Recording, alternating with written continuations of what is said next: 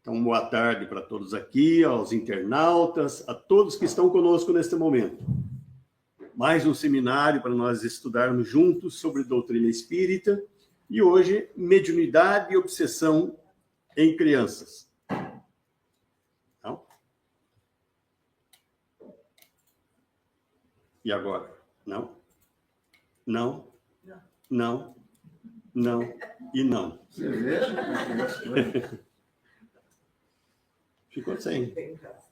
Aqui nós vamos captar a transmissão. Acho que o pessoal aqui consegue ouvir bem. Aqui vocês me ouvem, né? Tá bem. Então vamos lá. Do mesmo jeito, vamos falar, né? Então hoje o assunto é esse. O Edson já falou que vai até às 17 horas, 14 às 17. Vamos combinar que é um estudo, não é palestra. Eu estou falando, tem dúvida naquele momento? Ergue a mão, vamos tirar a dúvida ali na hora, né? Tentar ser mais objetivo possível nas perguntas e vamos estudar juntos, para tirar dúvidas sobre essa questão. Então, vamos lá. Gosto sempre de mostrar as obras que os principais livros. Tem mais algum outro, mas que é uma citação, então, mas os principais que a gente trabalhou foram estes livros, são bastantes, né? Mas tem um livro em especial que eu queria mostrar para vocês, que é esse livro aqui, ó. Mediunidade e Obsessão em Crianças, da Sueli Caldas Schubert. Como a gente conhecia a Sueli, trouxemos, né, uma foto de mim e da Josiele junto dela. Esse é o livro principal, então, Mediunidade e Obsessão em Crianças, da Sueli Caldas Schubert. A gente recomenda que quem quiser se aprofundar mais, pegar mais detalhes, é uma obra muito boa, bem fácil, a linguagem muito boa de trabalhar, de estudar sobre esse assunto. Ok? Bom, feito as biografias de onde a gente trouxe.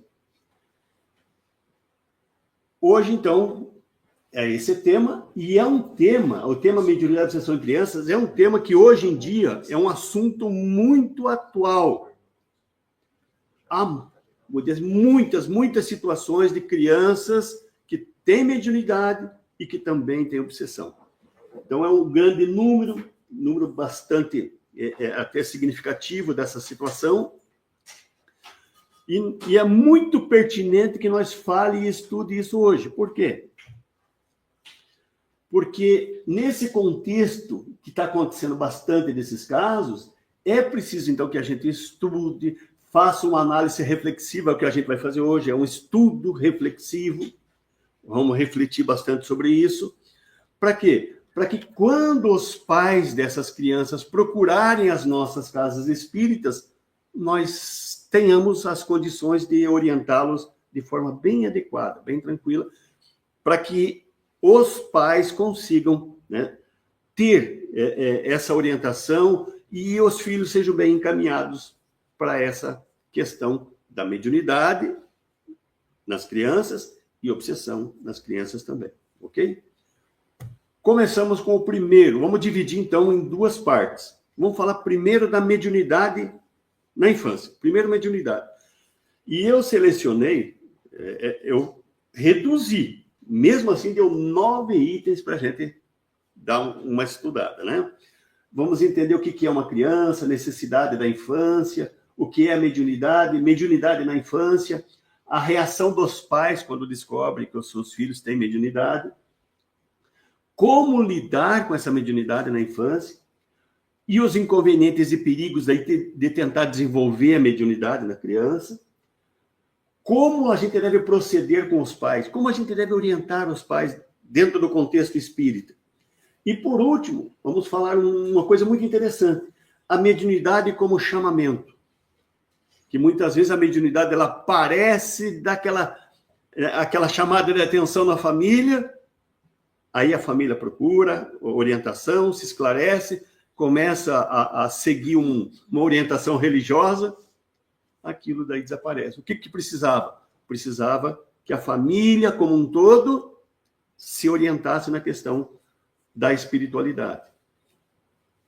Feito isso, não precisa mais da mediunidade para chamar atenção, né? Isso acontece também. Vamos falar sobre isso. Então, vamos lá.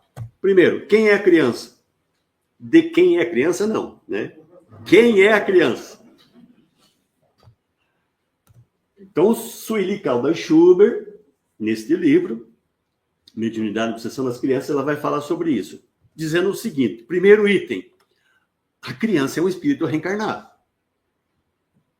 Ela não é alguém que está ali, que surgiu e que não tem experiência nenhuma antes. Ela é um espírito reencarnado.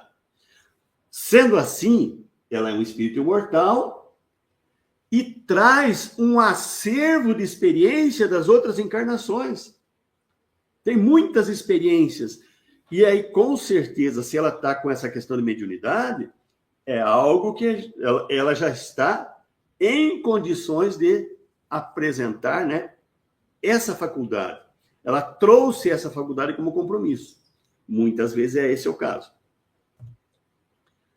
Então, a criança, sendo um espírito que se revestiu de corpo físico, ela traz muita história, muita coisa que ela já fez, coisas que ela acertou, coisas que ela errou, mas que são histórias sucessivas de experiências que ela já teve. Então, aquela criança, ela está num corpo de criança, mas é um espírito já com muitas experiências, ok? Essa é a criança. Necessidade da infância. Por que a gente passa pela infância? Nós, os seres humanos, mais inteligentes da criação, nós já atingimos o nível mais inteligente da criação. Somos os que precisam de maior tempo de infância. Os animais, se a gente perceber, eles têm meses de infância, né? Tem animais que nascem, né? Nascem ali outro dia, um tempo atrás, a gente estava num sítio de um parente nosso, e estava lá uma vaca dando à luz. Nasceu o bezerrinho, mas nasceu já de pé, andando, a vaca já lambendo ele, e ele já saiu, né? E poucos meses ele já era um adulto. Já era um adulto, já estava falando. Já estava falando mu, né? Nós somos os que demoram mais tempo. Por que será? Por que será que nós, seres, né, os mais inteligentes, demoram mais tempo de infância? A questão 383 do Livro dos Espíritos pergunta: qual é para o espírito a utilidade de passar pelo estado da infância? E a resposta: encarnado. Então, aquele espírito cheio de experiências, encarnou, veio com programação, com objetivos, com planos, né? E esses planos, então, com certeza são para que ele se torne um espírito melhor, para que ele aprenda mais, para que ele repare aquilo que ele errou no passado. Mas o objetivo principal é que nós sempre avance, que nós progrida. Então, os planos nossos são sempre de progresso. Ninguém programa no plano espiritual para nascer aqui, isso é ruim, fazer maldade. Ninguém. Isso não existe. Isso faz parte do nosso livre-arbítrio. Você planeja, mas não executa. Mas que você planejou, planejou. Então, é um espírito que está encarnado. Devido a essas vivências anteriores, muitos de nós somos espíritos rebeldes ainda.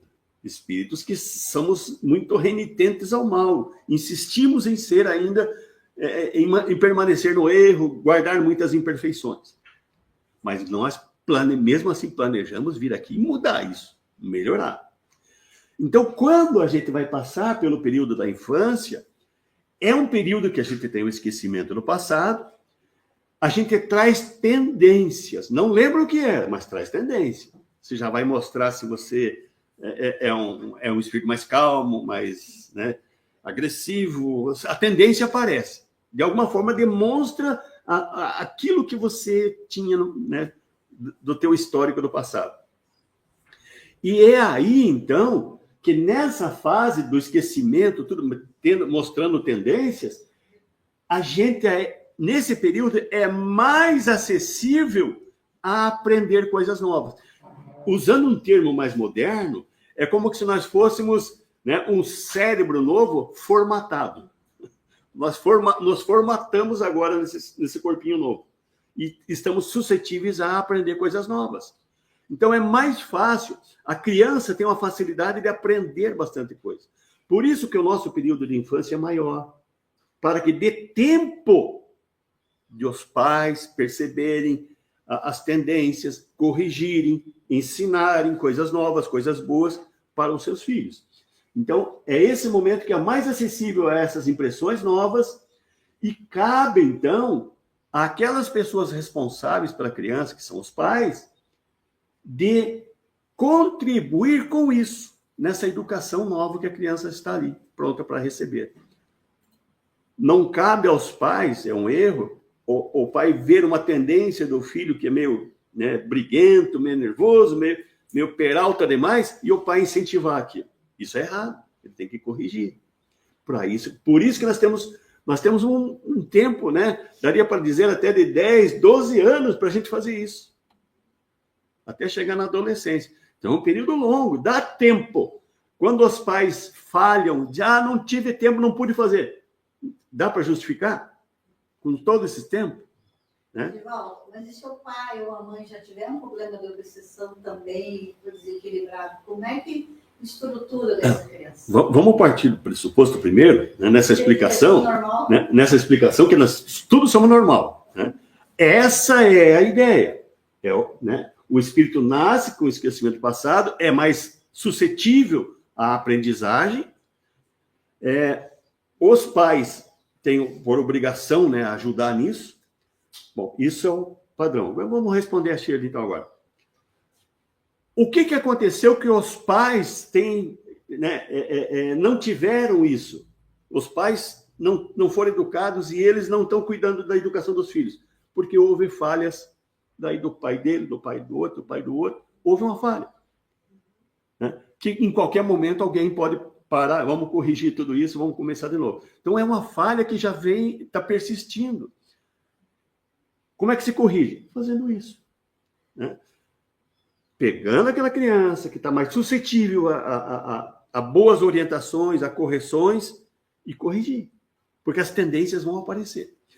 Então, é por isso que está no Livro do Espírito, questão do 383. Qual que é a utilidade da infância? Para que haja a correção. Só deixa eu terminar o raciocínio. Então, Então, para que serve a infância? Né? Qual que é o objetivo dela? Qual que é a utilidade? Para que nós busque analisar no contexto das tendências, do que ela está mostrando, e corrigir. E mesmo assim, se ela não mostrar tendência nenhuma de coisa ruim, sempre uma crença boa, incrementar, ainda dar mais para ela, para que ela se torne melhor ainda, né? Agora diga, Sandra. Então, e quando os pais fazem o que pode, 3 filhos, um de cada tipo, são as tendências, né?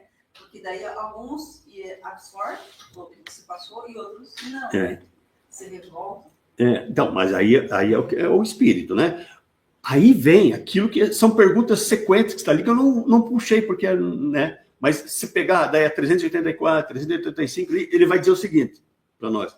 Os pais, quando fazem todo o possível e os filhos não melhoram, porque aquilo é do filho mesmo, ele, né, recebeu toda a orientação, foi feito todo o possível, e ele não melhorou, aí os pais cumpriram com a sua obrigação de ajudar.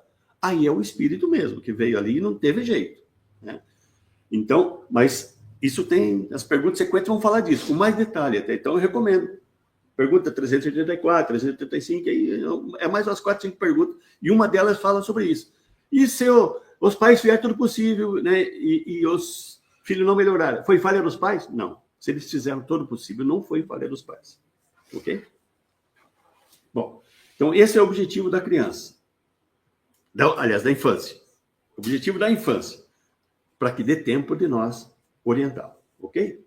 Mas isso nós só estamos tentando levantar quem... Né, nós vimos o que é a criança, quem é a criança e qual que é o objetivo da infância. O que nós queremos é isso aqui, né? Mediunidade. Bom, antes de falar o mediunidade na criança, vamos falar o que é mediunidade. O que é? O que vem a ser? Aí agora nós vamos lá no Livro dos Médiuns, que vai explicar para nós o que é mediunidade. Então, mediunidade é aquela aptidão natural que todo mundo tem, que possibilita a comunicação entre o plano espiritual e o plano físico, entre os espíritos desencarnados com os encarnados. Mediunidade é o meio de comunicação, essa comunicação que existe. Isso está no Livro dos Médiuns. E ele vai dizer o seguinte, Em âmbito geral, todos nós somos médiuns. Aí entra aquela explicação que a gente sempre explica, né? Tem a mediunidade natural, que é a intuição, percepção, inspiração, que todo mundo tem. E aí tem as mediunidades mais ostensivas, que é psicografia, vidência, psicofonia, que isso não é todo mundo que tem, são mais ostensivas. Então, quando você vai encarnar, você vai trazer naturalmente intuição, inspiração e percepção. Se você tem mais necessidade e a espiritualidade vê que é necessário você vir com mais faculdades para te ajudar no teu processo evolutivo ou corretivo, aí eles vão adequar o teu organismo perispiritual, que vai refletir no organismo físico, e aí você vem com mediunidades ostensivas além. Mas, de uma forma geral, então, todos nós somos médiuns.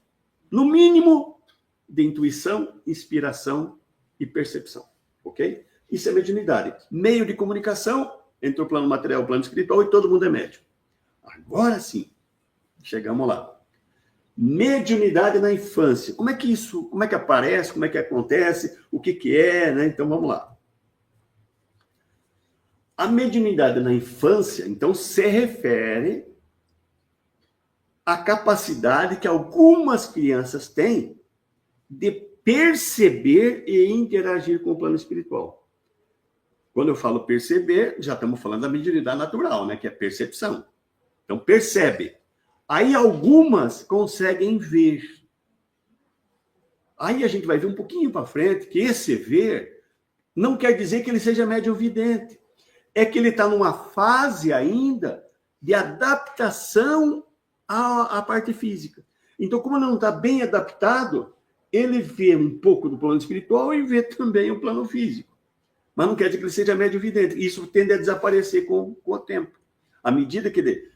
Aí a gente vai ver na frente ali, André Luiz fala para nós que a partir mais ou menos, não é 7 anos, é mais ou menos 7 anos, algum é 6, outro é 7, outro é 8. Aí ele já se encaixou completamente no corpo físico. Aí a tendência é não ver mais. Mas a tendência de perceber, ser mais sensível, isso acontece. Então, a mediunidade na infância é quando a criança apresenta percepções do plano espiritual, que é natural ele ter percepções. Todo mundo tem percepções, só que ainda ele não sabe controlar. Mas ele está percebendo. E consegue ou ver, né, ali, ou consegue interagir. É como que se ele não vê, é como que se ele consegue... Chega no pensamento, as ideias, ele começa a interagir. E o que eu faço? Vamos brincar do quê? Você quer brincar de alguma coisa? Ele começa a interagir com aquela ideia que está vindo ali, né? Com aquela percepção que ele está tendo. Então, falamos mais uma vez. A mediunidade é um fenômeno natural e especialmente em criança pequena. Por quê? Porque ainda ele não está completamente adaptado ao mundo, ao plano material. Então, ele tem essa questão. Então, essa é uma fase de transição entre o plano físico e o plano espiritual. Então, isso até os 7 anos não é algo assim que é estranho. Ele se torna natural. Não é toda criança que tem. A gente vai já ver alguns números para frente de uma pesquisa. Então, é importante, então, se isso estiver acontecendo, que os pais ou responsáveis observem com atenção quais são os sinais que a criança está mostrando. E ofereçam a essa criança um ambiente seguro, acolhedor, sem reprimir, sem estimular. Quando a gente fala assim, ambiente acolhedor, seguro, o que a gente está falando? De um lar, onde as pessoas sejam, todos os familiares sejam equilibrados, que todos os familiares se deem bem, que o ambiente seja bom. Mas é isso que acontece em todos os lares? Não, né? Esse seria o ideal. Que os pais, observando que a criança está tendo essas percepções, buscassem, né, harmonizar o ambiente do lar, não reprimir, não dizer, não faça isso, isso é errado, não fale disso mais. Não falar isso e nem estimular. Vê, o que você está vendo? Quem que está vendo? O que é? Nem uma coisa, nem outra. Esse é o certo. Quais são os sinais que a criança apresenta? quando está nessa questão aí, né, de estar apresentando sintomas de percepção do plano espiritual. Então, primeiro, sensibilidade extra. O que é sensibilidade extra? Toda criança ela tem mais sensibilidade, é mais sensível. Tem alguns, aí fala do extra agora, tem alguns que têm mais sensibilidade. Seu pai discute com a mãe, a criança percebe aquela energia e até fica doente, porque ela tem mais sensibilidade. Ela percebe as energias que não são boas, como percebe muito bem as boas. Então, a criança médium, a criança quando é médium, ela pode apresentar maior sensibilidade a ambientes, a pessoas, situações, né? Percebendo a energia das pessoas presentes ali. Pode apresentar também daí aquilo que a gente falou de estar vendo, ela é mais sensível, então ela chega a ver espíritos, começa a brincar com os espíritos. Então, existe o primeiro sinal, se a criança tem essa sensibilidade maior, se ela está apresentando sintomas assim de perceber mais o ambiente, energias, se ela se brigam com ela, se brigam em volta dela, ela apresenta mais sinais de que ela se abateu com aquilo, ou se ela se revoltou com aquilo, ficou mais agressiva. São sinais de sensibilidade. Isso é um primeiro sinal, se a criança apresenta isso. Outro sinal, aí já a tal dos amigos invisíveis, né? Se ela tá, não, tem um amiguinho aqui que conversa com ele, a gente olha, não tem nada. Mas ele está dizendo que é para dizer, não. Né? Então, ela consegue ver amiguinhos invisíveis. Então, é comum que crianças apresentem esses amiguinhos invisíveis, principalmente até os 7 anos. E aí, existem duas coisas que podem ser. O amiguinho ser realmente um espírito desencarnado, que está ali, ela está vendo. Isso já indica o quê? Que ela tem uma pequena predisposição para a mediunidade também. Se ela começa a ver com muita facilidade. Ela já tem a facilidade de ver porque não está bem encaixada. Outra, se ela começa a ver realmente, e aquilo está bem intenso, né? Assim, não é só uma percepção vaga, assim, é algo bem que ela vê, conversa e tal. Outra situação que pode ser são as criações imaginárias da criança. Né? E isso é de caráter anímico, ou seja, ela imagina, fica criando, ela está brincando e conversando, né? Então isso é muito comum nas crianças, elas criar brincadeiras. Vamos brincar de escola. Aí pega um monte de bichinhos de pelúcia, põe lá e conversa com os bichinhos de pelúcia como fossem normais. E aí é como se ela também criasse, né, personagens ali. Isso é imaginário da criança. Isso é muito comum. Então, primeiro, apresentar sensibilidade. Primeiro sinal. Segundo, se essa história do imaginário é muito aguçado ou realmente ela está vendo algum espírito mesmo ali. E outra coisa que se apresenta muito comum é a questão dos sonhos e pesadelos.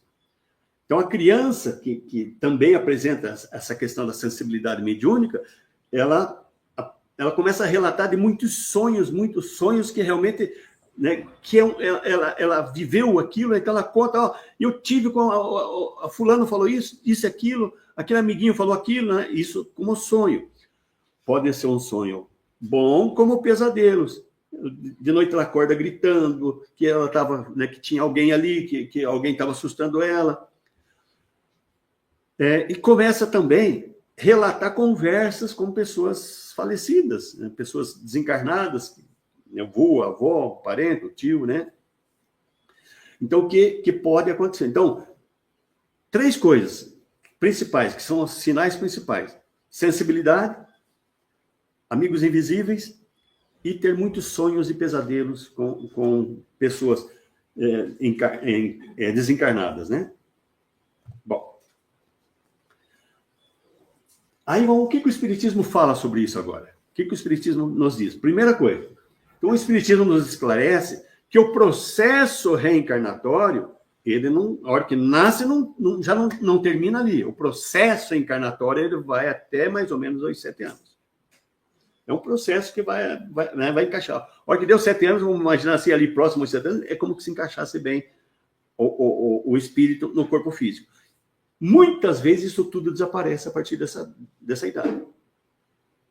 Então não era mediunidade, era só falta do encaixe. Tem crianças que apresentam a questão da mediunidade nessa fase também.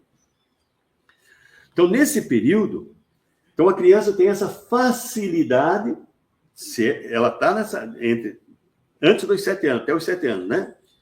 Lembrando, não é 7 anos, né? Deu 7 anos que tem que acabar, não. Uns acabam com 6, com 5, outros com 9, né? Então, mas é o período de 7 anos, mais ou menos. Então, a criança apresenta bastante facilidade de perceber a presença de espíritos. Então, quando a criança começa a apresentar isso, demonstra que isso pode vir a ser realmente mediunidade que ela tem. Então, nessa fase infantil, as manifestações são, a maior parte é de caráter anímico, ou seja, falta do encaixe completo. Mas pode, nesse tempo, também ser realmente mediunidade. Então, isso que tem que ir analisando. Para depois orientar os pais de forma adequadamente. Vamos lá. Tem um livro chamado O Mundo das Crianças, e as autoras dizem o seguinte, que cerca de 15% a 30% das crianças, entre 3 e 10 anos, têm amigos imaginários. Então, não é toda criança, mas 30%, então é significativo, é 1/3 das crianças têm amiguinhos imaginários. Então, nem todas as crianças têm amiguinhos imaginários. Algumas realmente têm contato com espíritos, porque daí a tendência é que ela tenha predisposição mediúnica daí. Ok? Então, nós estamos vendo que existem 2 vertentes aí. Ela pode ser só a questão anímica dela, não está bem encaixada ainda, como realmente ela pode ser médium. Eu queria citar alguns casos aqui que vocês devem conhecer muito bem. Né? O exemplo de Divaldo Franco. Divaldo Franco, desde os 4 anos, ele já apresentou a mediunidade, ele já começava a enxergar espíritos, né? Conversava com espíritos, principalmente a sua avó. Quem viu o filme dele, ou leu a biografia dele, já está lembrando, né? A sua avó que conversava com ele. E os fenômenos mediúnicos sempre foi uma constante desde os 4 anos na vida do Divaldo Franco. Inclusive, aí ele apresentou, né, um amiguinho, que não era imaginário. Era um amiguinho que ele via. Era um índiozinho, né, que se chamava Jaguaruçu. E ele teve, por um bom tempo, a presença desse amiguinho junto dele. E desde que começou aos 4 anos, a mediunidade do Divaldo durou a vida inteira. Sempre durou, né? Um outro caso muito conhecido, vocês vão lembrar, é Chico Xavier. Também, desde os 4 anos também, ele já conversava com a sua mãe, que era desencarnada. Outra que também apresentou isso, a médium Ivone do Amaral Pereira, que também, desde os 4 anos, já era acostumada a conversar com espíritos, né? Desencarnados. O tempo todo ela estava sempre conversando e tendo contato com os espíritos. Ela cumpriu a sua missão, né? Toda ela foi muito dedicada à doutrina espírita, ao bem, à paz, como diz ali. Então, aqui eu peguei 3 exemplos que a gente conhece muito bem na literatura espírita, né? Desde criança, desde os 4 anos apresentaram, mas só que era mediunidade realmente, não era de origem anímica, não era imaginário, era entidades mesmo que conversavam com eles. E eles conviveram com isso. Em determinados momentos, eles tinham... às vezes, se perturbavam um pouquinho com aquilo, né, com aquela mediunidade, mas, de uma forma geral, eles se deram, mesmo de pequenininho, eles se deram bem. Por quê? Porque eram pessoas muito conhecidas que estavam com eles, né? Então, eles não estranhavam muito. Ok? O Edson já quer fazer uma pergunta ali? Para incentivar o pessoal aqui do nosso salão. Nosso amigo Marcelo, pela internet, está perguntando a respeito da mediunidade da criança, ele diz o seguinte: se a mediunidade é um instrumento de aperfeiçoamento, que pressupõe consciência, responsabilidade e discernimento, qual é a utilidade da mediunidade em crianças que não possuem estrutura psíquica, racional e ética desenvolvida para aplicar esse instrumento conscientemente? Vocês lembram que quando eu falei dos itens ali, que nós iríamos falar, que deu 9 itens, o último, eu vou falar só essa utilidade última, né? Lembra que era para chamamento, como chamamento, para chamar a atenção da família para as questões de espiritualidade. Então, um motivo seria chamamento, né? Para chamar a família, a criança é o instrumento para chamar a família para aquilo. Outro caso é que muitas vezes essa criança vem como médium mesmo, ela não vai desenvolver isso ali agora. Só que ela apresentando a mediunidade, ela vai fazer com que os pais encaminhem ela para uma casa espírita, por exemplo, onde ela começa a obter, desde a evangelização que ela está frequentando, já orientações de cunho espiritual, da doutrina espírita, e ela vai se preparando para, assim que ela tiver condições na sua juventude, ela já exercer a sua mediunidade de forma equilibrada. Porque muitas vezes se a criança, lembra que a criança é onde a gente molda ela, questão 383 livros dos espíritos, onde ela é mais suscetível a receber orientação. Vamos supor que ela é médium, né? Mas não vai apresentar nada como criança. E ela daí não tem uma boa orientação educacional, orientativa na questão de espiritualidade quando criança. Aí, quando adulta, até ela se organizar outra vez, a mediunidade dela vai ser uma mediunidade que vai fazê-la sofrer bastante. Mas se ela for equilibrando a sua questão moral desde pequenininha, quando chegar adulta, ela vai estar bem. Então, são duas situações que a gente já mostra que essa questão da mediunidade em criança não é comum, mas quando apresenta-se, é porque, se ela é médium mesmo, ela tem uma necessidade fundamental assim, de orientação, de esclarecimento. Ok? Sim, Edivaldo.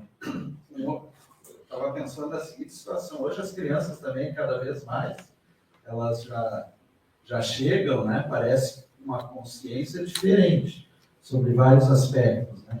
Ou seja, as crianças de hoje não são como a gente era, né? Ou como eram os nossos pais. Elas já têm, às vezes, uma visão, são espíritos um pouquinho mais evoluídos. Por isso que precisa desse tempo da infância, essa orientação dos pais que a gente viu ali, para que essa criança que tem todo esse conhecimento, para que ela use esse conhecimento para o bem. Então, a gente um cuidado, elas vieram mais preparadas, meio que prontas, mas você tem que cuidar aquilo para que ela use aquilo para o bem. Então, isso é muito importante, né? Para ela não se comprometer desde a infância já.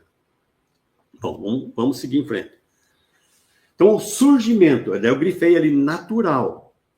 Tá? Surgimento natural da mediunidade, então, acontece quando a criança começa a mencionar a presença de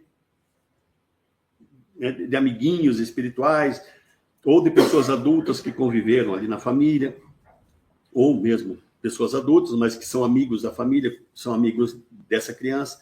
Então, quando de forma natural a criança começa a relatar isso dá indício de que ela, né, tem uma possibilidade de ser médium mesmo. Aí tem que fazer aquela análise que nós vimos agora há pouco, para ver se não é do imaginário dela. Se não for de questão anímica, é natural, o que a gente tem que fazer daí? Então, quando algumas crianças, né, a mediunidade é natural, ela vai aparecer para que os pais já se atentem e cuidem melhor daquele serzinho que está ali, orientem ela. Quando os pais começam a orientar e essa criança começa a ter um bom caminho, vamos imaginar, começa a frequentar a evangelização infantil, começa a tomar passe, começa a ser orientada, a tendência é que essa mediunidade que ela apresentou ali dê uma acalmada, meio que desapareça. Aquilo era para chamar a atenção dos pais, para encaminhar a criança. E ela vai florescer novamente, vai aparecer depois, já numa fase de juventude, numa fase adulta, mas daí já ela está bem preparada para exercer a mediunidade. ok? O meu filho, ele, desde pequeno, sempre via, conversava, né, desde bebê já. E na adolescência ficou mais evidente ainda a mediunidade. E só foi realmente melhorar quando ele foi trabalhar. Né? Na época, a Casa Espírita aqui ainda não se estavam muito jovens nos trabalhos mediúnicos, ele acabou indo para um bando onde ele até hoje trabalha. A questão é que a mediunidade, vamos dizer assim, não é só grupo mediúnico. Não é só grupo mediúnico. A maior parte do tempo da mediunidade, a gente trabalha com ela com as nossas percepções, com as nossas intuições. Então, quando aparece na criança de forma natural, o correto, então, é os pais trazer para a casa espírita, mas não para o grupo mediúnico, que ainda ela é muito débil, né? Coloca ela na evangelização. Aí, nesse tempo, os pais vão começando a frequentar as palestras, né, os estudos, e vão se orientando do que está acontecendo com o seu filho realmente. E aí vão cuidando daquele filho, vão orientando com uma questão 383, viu como é importante a gente trazer, né? Os pais são os responsáveis de ir orientando os filhos. A tendência é que, havendo um equilíbrio da família toda, todo mundo buscando aquela espiritualidade, a tendência, na maioria dos casos, é que ela deu uma diminuída. Não desaparecer, mas diminui a intensidade, né? Como está aqui, ó. Em algumas crianças, a mediunidade some na adolescência e aí volta a eclodir mais para frente. Né? Foi o caso do meu filho, ele frequentava a casa espírita, hoje na evangelização. Não foi o caso, talvez seja um caso diferenciado. Mas a gente fala, não é todos os casos, é a maioria dos casos, né? Quer ver um exemplo aqui, ó? Vocês viram falar de Elizabeth de Esperance, né? Ela nasceu em 1849, 20 de novembro, lá em Londres. Começou a ter visões na infância, via os espíritos em toda a parte da casa. Eu só vou fazer um resuminho aqui, depois eu vou falar onde que tem a história toda completa. Aí, como ela passou a ver espírito no lugar e conversar com os espíritos, a mãe dela achou ela muito esquisita, que estava com algum problema. A mãe suspeitou que ela tinha problema mental. Imagina aquela época, né? Aí chamou um médico para pegar um parecer. O que o médico disse? Que aquilo só acontecia com pessoa louca. Aí ela começou a achar que ela era louca mesmo, tal, mas ela acabou entendendo e conversando com os espíritos, tal, de repente sumiu as visões dela. Então, durante a adolescência, os fantasmas deram uma trégua e ela passou por certa tranquilidade durante a adolescência. Né? Aí, quando ela já ficou adulta, a mediunidade retornou. E retornou daí muito mais ostensiva. Além da vidência que ela tinha, ela trouxe a psicografia e efeitos físicos também. E a gente sabe que ela tornou-se uma das mais importantes médiuns que contribuíram para o advento do espiritismo. Então, vejam, ela tinha uma mediunidade aguçada de evidência. Foi diagnosticada como louca, né, naquela época. Mas, como ela tinha esse compromisso, a espiritualidade, vamos ajudar aqui, daqui a pouco vão internar ela, vão perder ela, né?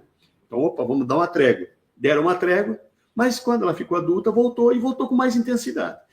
Quem quiser detalhes disso, está no livro, na sua biografia, que é um livro que ela escreveu, No País das Sombras. Está toda a biografia dela, conta toda a história, daí, né, os perrengues que ela passou. Aqui eu só fiz um resuminho para a gente ver que a mediunidade, quando há um encaminhamento ou alguma situação que surja ali, que dê uma orientação, ela dá uma trégua, porque daí já foi dada atenção. O que os pais devem fazer? Largar agora, que deu a trégua? Não. Orientar, para quê? Justamente para que ela siga naquele caminho amparada e sendo orientada. Esse é o que acontece normalmente com a mediunidade de criança. Ela aparece, depois dá uma trégua, a não ser em casos excepcionais, como a gente viu que Divaldo Franco, né? Chico Xavier, Ivone do Amaral, que já eram médium, que vieram com grandes missões. Bom, e aí apareceu a mediunidade na criança, qual que é a reação dos pais? O que os pais têm que fazer agora? Então, às vezes, a criança diz estar vendo pessoas idosas. O que a família faz? Começa a apresentar fotos, né? E o que a criança diz? Ah, esse aqui que eu vejo. Não é assim? Esse que eu vejo. A criança identifica, em particular, alguém lá, e aí vão ver quem era aquela pessoa. É um avô, é uma avó, é um tio, é alguém que ela conhecia. Tem essa fotinha aqui, né? Criança brincando com o avô ali. Qual que é a reação daí dos pais, vendo que a criança identificou um familiar desencarnado que ela está vendo, que está conversando com ele? Então, nem sempre a reação da família é tranquila nesse momento. Nem sempre é. Principalmente se for de uma religião, outra religião. E aí, muitos pais, por falta de informação, religião que não diz nada, não conta nada, né? Ficam aflitos. E aí, ficam com medo que o seu filho seja portador, né? De um distúrbio psiquiátrico. É isso que está acontecendo. Muitos pais... Agora, vamos falar o começo. Por que a gente está falando desse assunto? Porque isso está acontecendo. Muitos pais por aí estão tendo, né, filhos apresentando mediunidade. E muitos não são espíritos. O que eles estão fazendo? Muitos ficam com medo, com receio. Muitos procuram profissionais. Exatamente. Para tratar... porque acham que é distúrbio psiquiátrico. A Desesperança, Elizabeth Desesperança, foi diagnosticada como louca, né? Bom, aí que vem. E seus pais vêm aqui na casa espírita agora? O que nós dizemos para ele? Que realmente está louca? Não, né? O que nós dizemos? Como lidar com a mediunidade infantil? Como é que a gente lida com isso? Primeira coisa que a gente vai orientar para os pais. Observem o que está acontecendo. Vamos lembrar aqueles sinais? Sensibilidade, né? Amiguinho invisível. Observar os sinais que a criança está apresentando. Acolher a criança. Não dizer, não, você é louca, você é isso, você é aquilo. Não, vamos acolher. Vamos ver o que é, né? O que ela está precisando? Primeiro, então, acolher, sem ficar julgando, questionando aquela criança. Outra coisa, evitar que a criança seja forçada agora a lidar com a mediunidade. Ou seja, muitos pais acham que ela é médium. Ah, é médium. A primeira coisa que vem num pai que não é espírita e que fala que a criança é médium? Ele já descartou que é loucura. Vamos imaginar assim. O que ele pensa agora? Meu filho é um missionário. Não é isso? Meu filho é especial, é missionário. Vamos desenvolver isso. Então, não forçar a criança a lidar com a mediunidade. Tem que orientar o pai a fazer isso. Não tentar aprofundar aquilo. Intensificar. Vamos para o grupo mediúnico. E aí, a Shirley deu um exemplo para nós, mas muitos pais vêm à casa espírita. Aqui a gente não vai colocar a criança no grupo mediúnico. Mas, de repente, não é o caso. Mas lá na Umbanda coloca, lá não sei onde coloca, não sei onde... Né? Que é o que os pais pensam. Né? Então, a gente tem que orientar, se vir aqui orientar, que não se deve fazer isso. Não se deve fazer isso. Eu acho que cada religião tem a sua cultura. Na Umbanda eles trabalham desde cedo. É o tipo de trabalho deles. Eu respeito e acho que funciona dentro do padrão deles. O nosso padrão aqui não temos... Eu conheço alguns exemplos que daí não deu certo, como o caso do teu. Então, mas dentro desse contexto. Dentro da casa espírita, desculpa, a gente também tem exemplo que não dá certo. Sim, né? Exatamente. Depende de cada pessoa e do que a pessoa vai se esforçar, a pessoa vai mudar interiormente. Né? Isso mesmo. Então, a Shirley tocou no ponto certo. Tem caso que vem na casa do espírito e não dá certo. Por quê? E, de repente, precisamos discutir sobre isso, né? Que é o que a gente está fazendo hoje. Para fazer dar certo, ou diminuir o mínimo de erro que nós possa, né? Uma coisa que tem que orientar os pais. Então, evitar forçar, né, a mediunidade. Primeira coisa, proteger o ambiente do lar. Se ela está vendo espírito, no mínimo, vamos fazer com que ela veja espírito melhor, então, né? Evitar que o ambiente do lar seja o pior. Melhorar o ambiente onde a criança está, deixando o ambiente mais harmonioso, com vibrações mais positivas, tentar melhorar o ambiente. Estou colocando aqui só algumas coisas que a gente vai se aprofundar depois, né? E dar orientação e educação. Primeira coisa, buscar orientar. Vai buscar o profissional, para ver se realmente, às vezes não é mediunidade. Às vezes é um distúrbio mesmo, né, que está apresentando. Mas se não resolver, se não é o caso, não é distúrbio nenhum, aí buscar o centro espírita para receber informações e apoio adequados.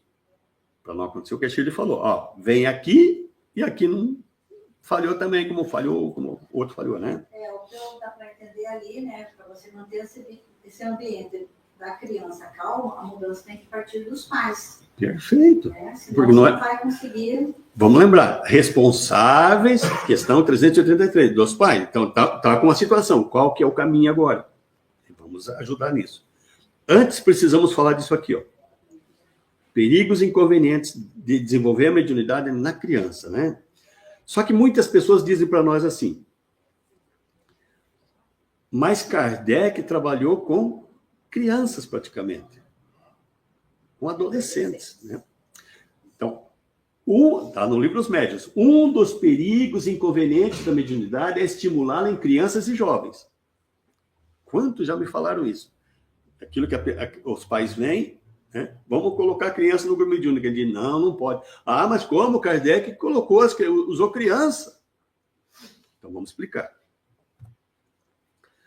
Então, embora boa parte do material que serviu para fundamentar a doutrina espírita tenha vindo por mãos de jovens despreparadas intelectualmente, ou seja, não tinha conhecimento nenhum, nem Kardec tinha, ninguém sabia nada, despreparados intelectualmente para desempenhar papel ativo nas comunicações, os fenômenos tinham caráter eminentemente espontâneos. Então, não foi... A coisa aconteceu ali. Kardec não foi...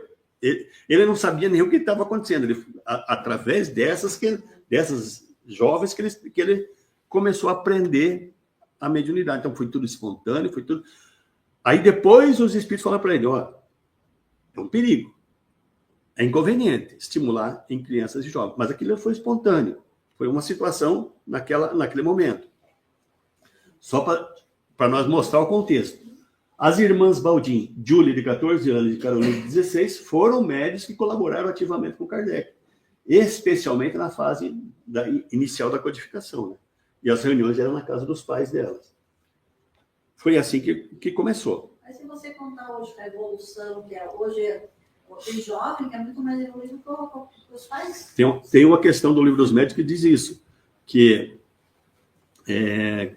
com que idade deve se desenvolver? Aí eles falam, não tem idade. Porque tem muito adolescente de 12 anos que tem muito mais juízo que um adulto, né? Isso está lá no Livro dos Médiuns, né? Mas tem que se analisar agora o contexto de tudo isso. Vamos lá. O que diz para nós no Livro dos Médiuns? Está lá na segunda parte, capítulo 18, item 221, questão 6. Será inconveniente desenvolver a mediunidade nas crianças? E a resposta é dos espíritos. Certamente. Isso, vou ler o que está no Livro dos Médiuns. Certamente. E sustento mesmo que seria muito perigoso, visto que esses organismos débeis e delicados sofreriam fortes abalos e as imaginações infantis teriam excessiva estimulação. Está no Livro dos Médiuns. Então, vamos fazer uma reflexão sobre isso aqui. Então, os espíritos estão dizendo, olha, é inconveniente desenvolver a mediunidade em criança. É inconveniente. Por quê? Porque os organismos são ainda débeis, A imaginação é muito grande. Quando a gente diz, vamos nos concentrar, tal, o que essa criança, o que ela vai buscar? Qual que é a concentração dela, né? Então, isso pode criar um prejuízo até para a parte psíquica da criança. Assim, os pais prudentes devem afastá-las dessas ideias, ou pelo menos só lhes falar do assunto do ponto de vista das consequências morais. Então, inicialmente, o que o Espírito está dizendo? Olha, deve ser evitado. Vamos lembrar, não está dizendo que não pode, está dizendo que é perigoso. Não está dizendo não pode. É perigoso, é inconveniente. É prudente que não se faça isso. Livros médios. Próxima questão. Há crianças que são médios naturalmente. Há crianças que são médios naturalmente. Apresenta isso mesmo inconveniente? Quando é natural daí? Chico Xavier, Divaldo Franco, Ivone Pereira. Quando é natural, parecido com eles. O que diz?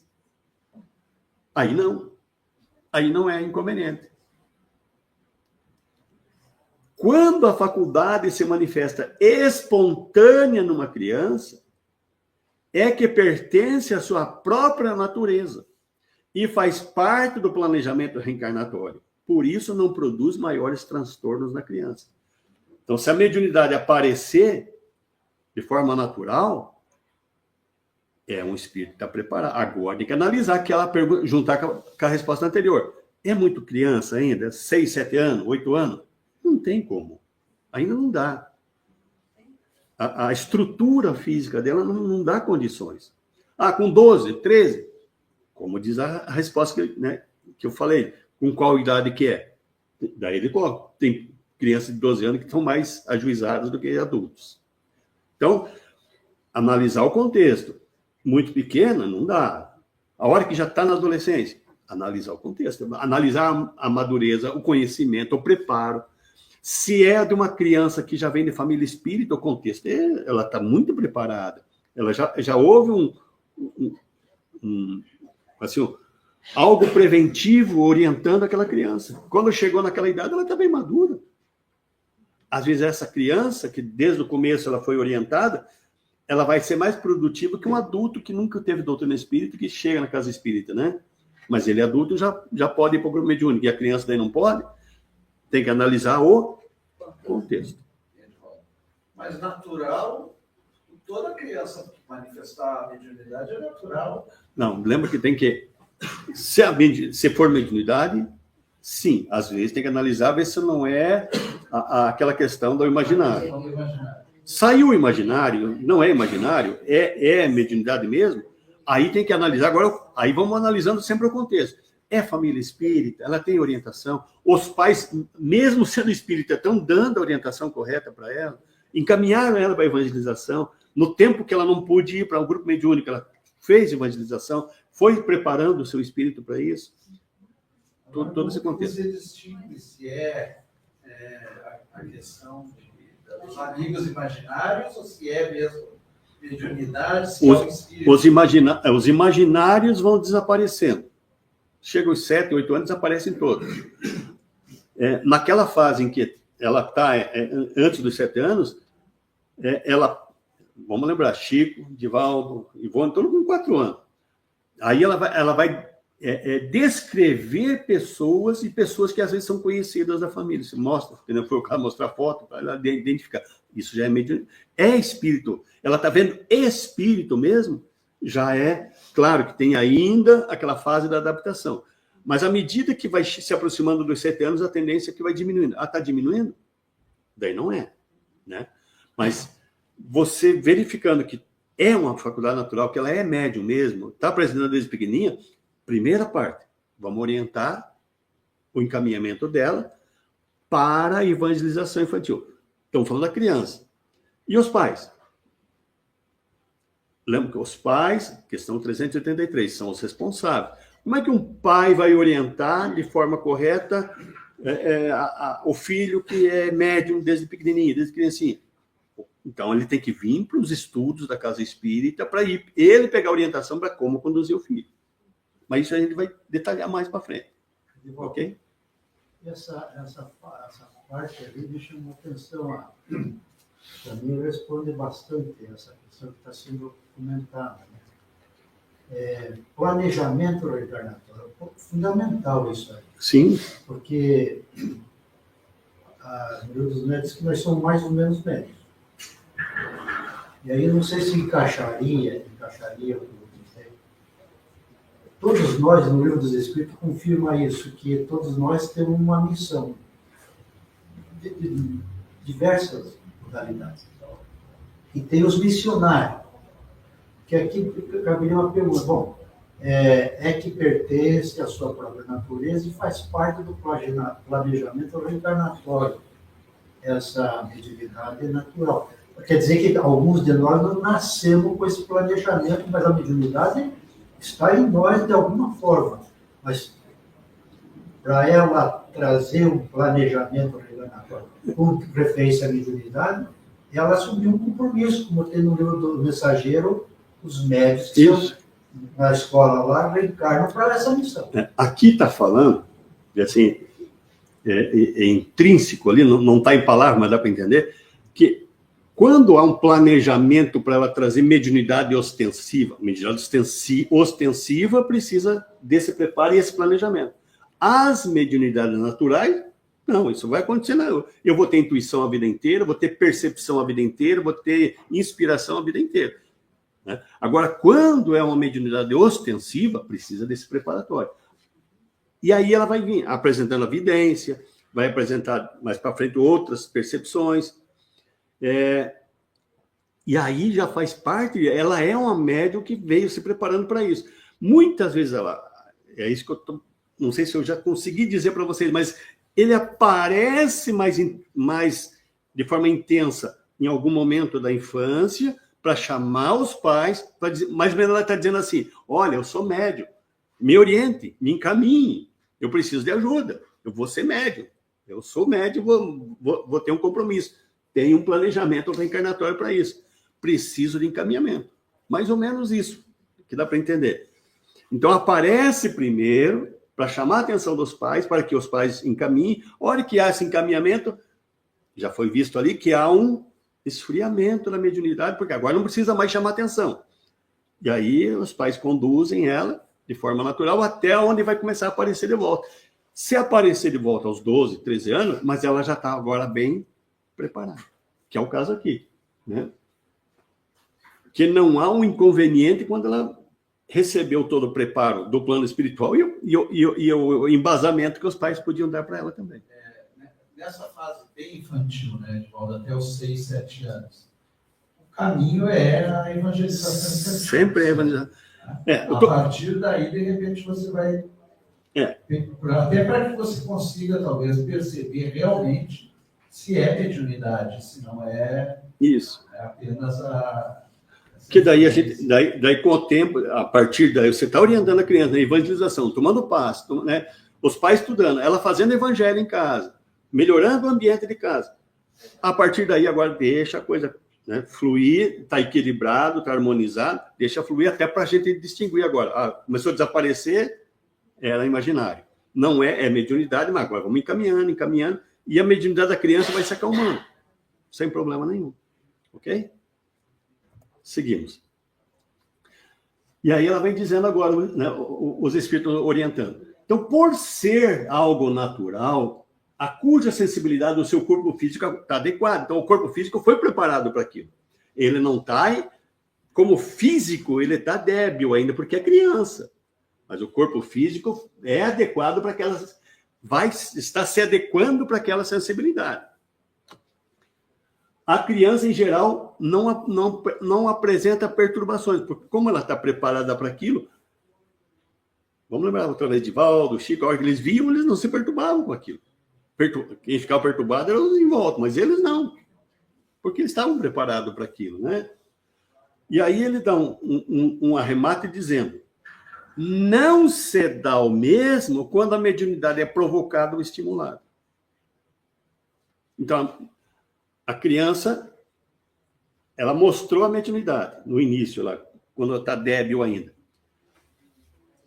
Aquilo ali é para chamar a atenção dos pais, não é para estimular.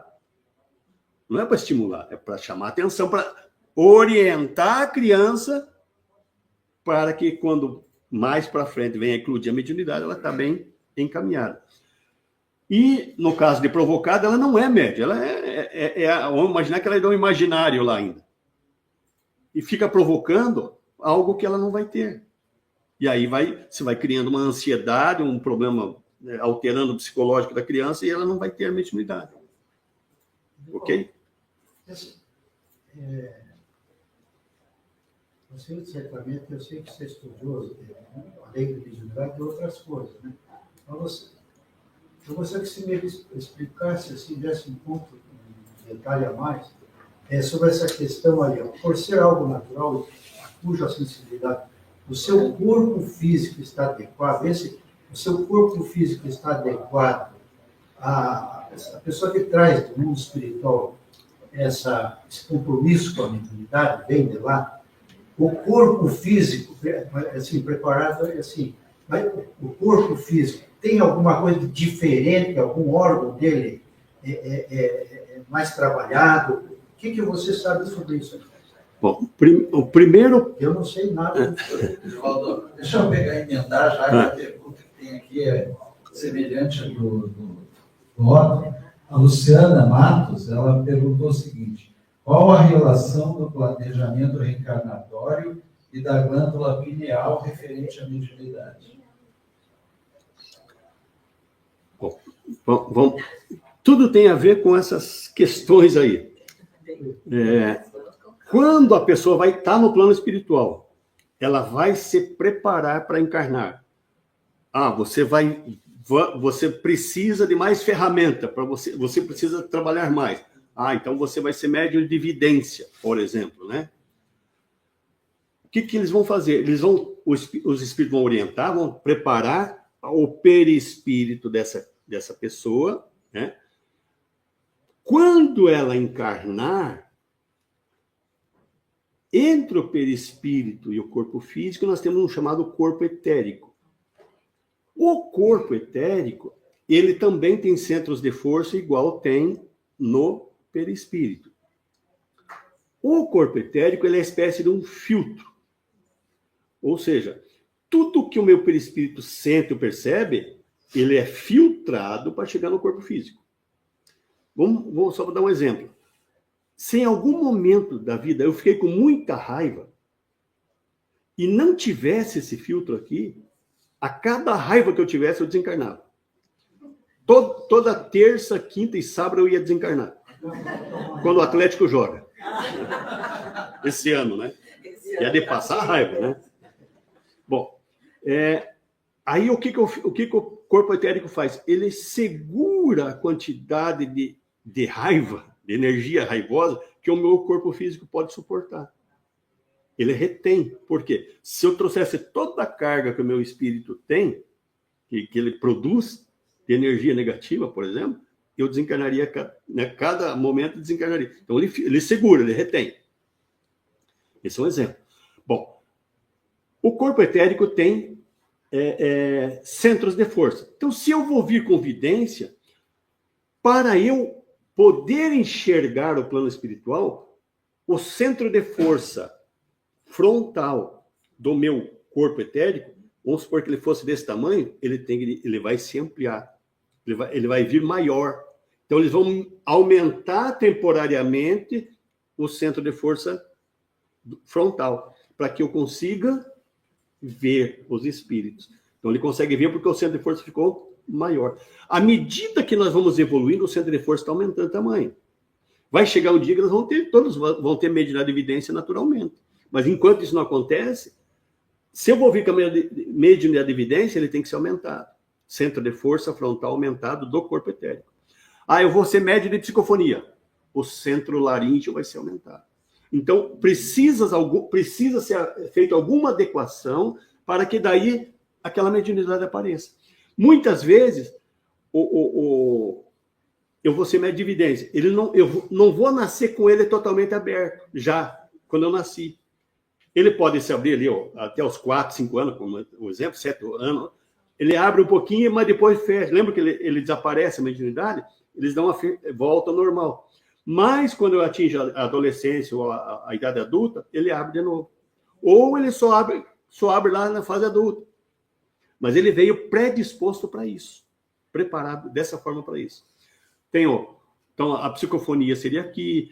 Atrás das costas tem um chakra chamado humeral. Então, ele vem preparado para a psicografia. E assim é. Então, há algumas preparações assim. A outra questão da epífise. A epífise é ela que pega... O nosso espírito pensa, né? Com energia mental muito acelerada. Essa energia mental muito acelerada, o meu cérebro físico não consegue entender. Porque o meu cérebro físico precisa de energia mais lenta. Energia mental mais lenta.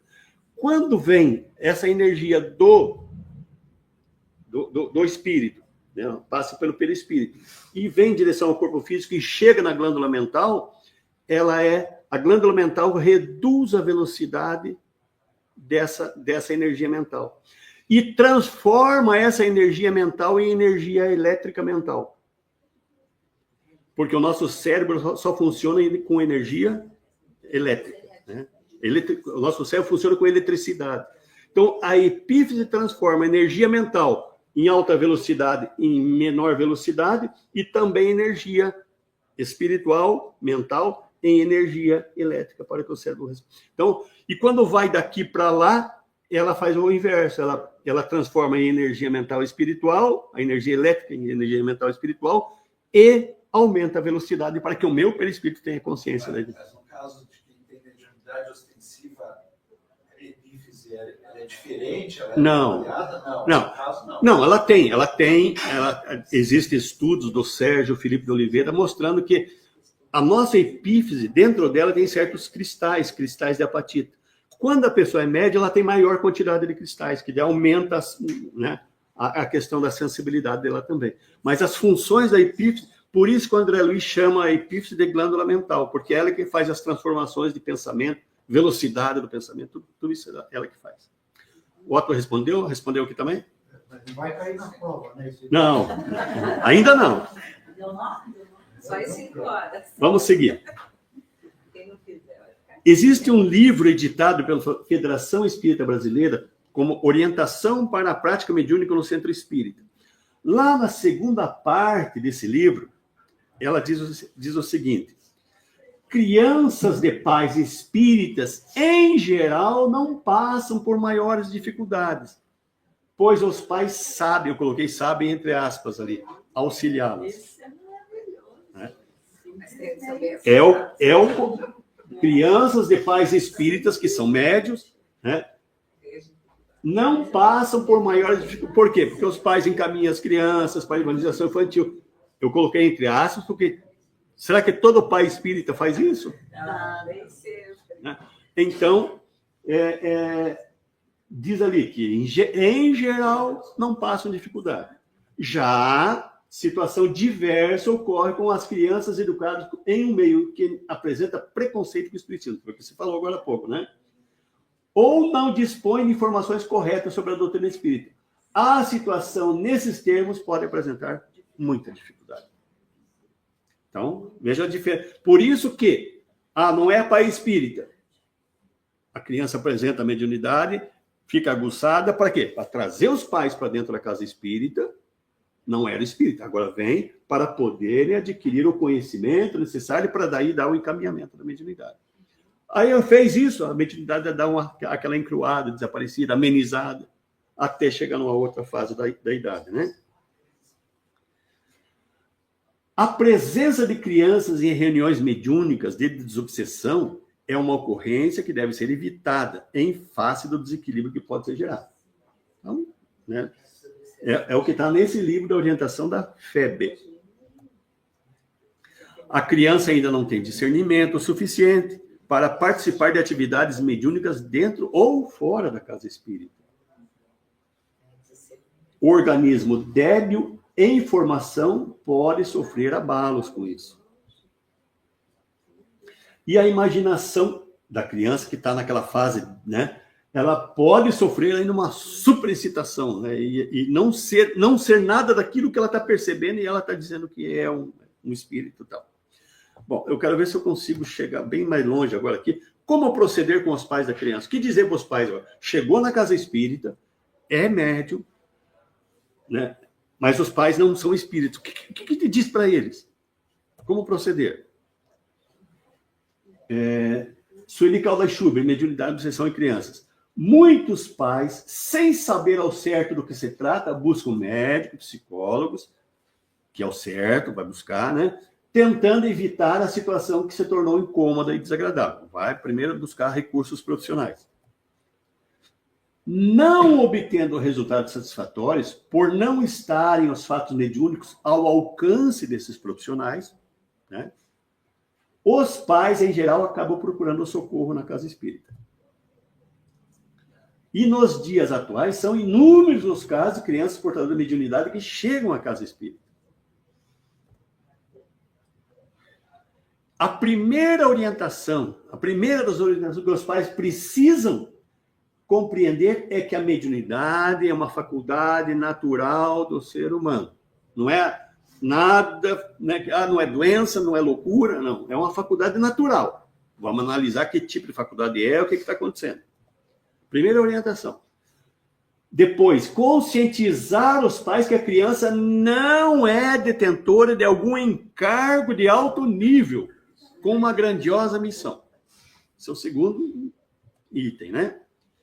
E a partir desse ponto, esclarecer os pais sobre as demais questões espirituais e passar informações corretas sobre o que pode estar ocorrendo com a criança. Ou seja, depois que você disse, olha, né, é uma faculdade natural, não é nada grandioso, não é um missionário, não, tal, né?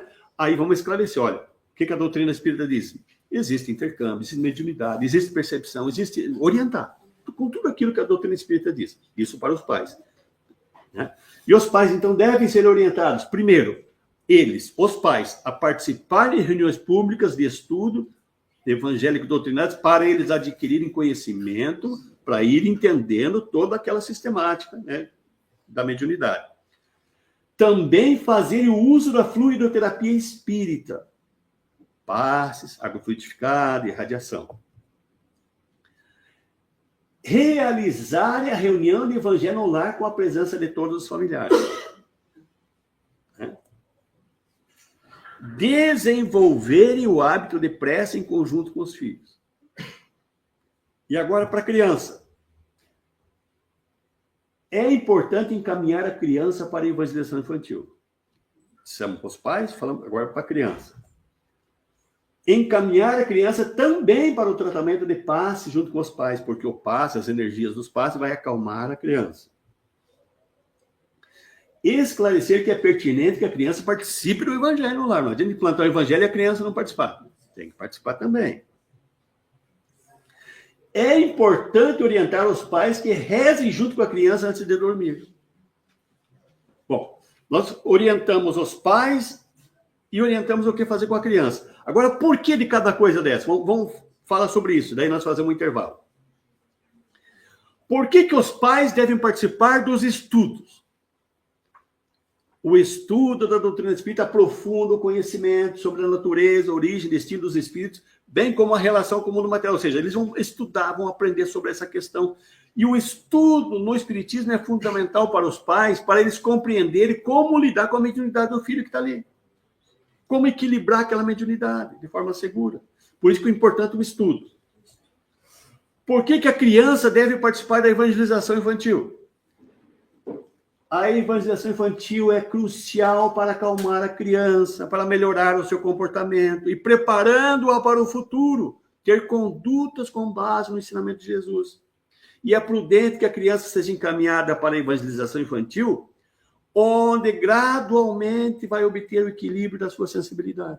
Porque ela está num ambiente apropriado, né? Vai estudando, vai aprendendo.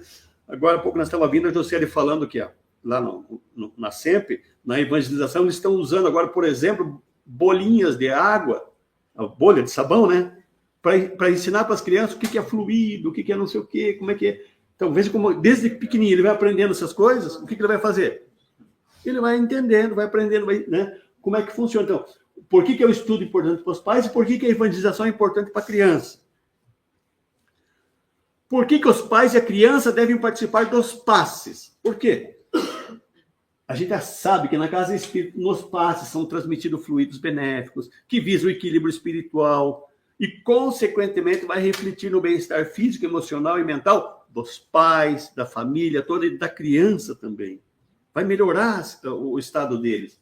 O objetivo do passe espírita é ajudar na modificação do estado vibratório. Eles têm que melhorar, né?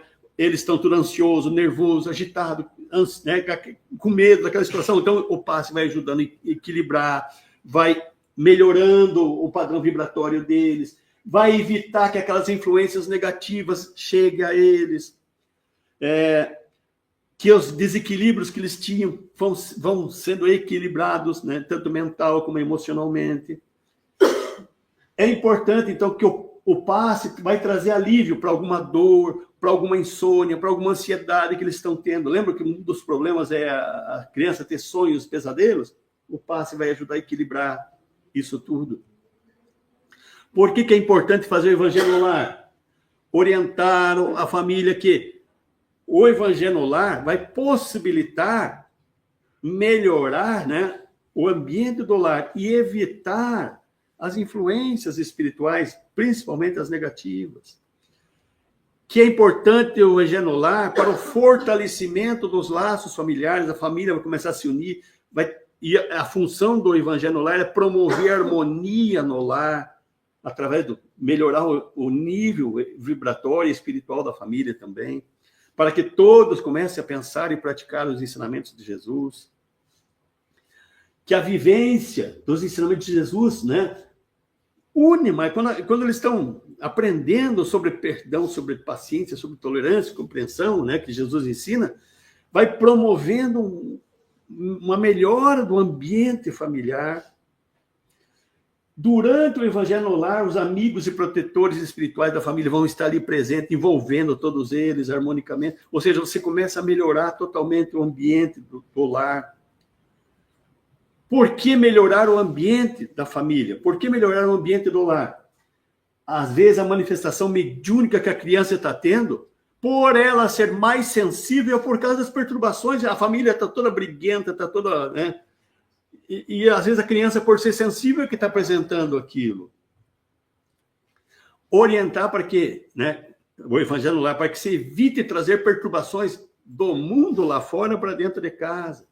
Orientando os pais, olha, você tem problema, tem briga, deixa lá fora, não traga isso para dentro de casa. Tentar diminuir o máximo de briga dentro de casa, evitar o máximo de assistir programas violentos de televisão, né, coisa assim. Isso vai fazer com que melhore o comportamento da família, que todos devem melhorar, todos devem pensar nisso. Evitar conversa negativa, evitar briga, evitar discussões, desentendimento, para que a família comece a se harmonizar. Orientar o comportamento dos familiares adultos para que as tensões espirituais não reflitam nas crianças. Não só porque a criança precisa, mas porque toda a família precisa de um ambiente mais salutar, né? E por que deve ser orar junto com a criança antes de dormir? Então, orientar que um dos pais, né, desenvolva o hábito de orar com a criança antes de dormir, para que ela se habitue a orar. A gente já sabe quanto que a prece, a oração, ajuda a nos proteger.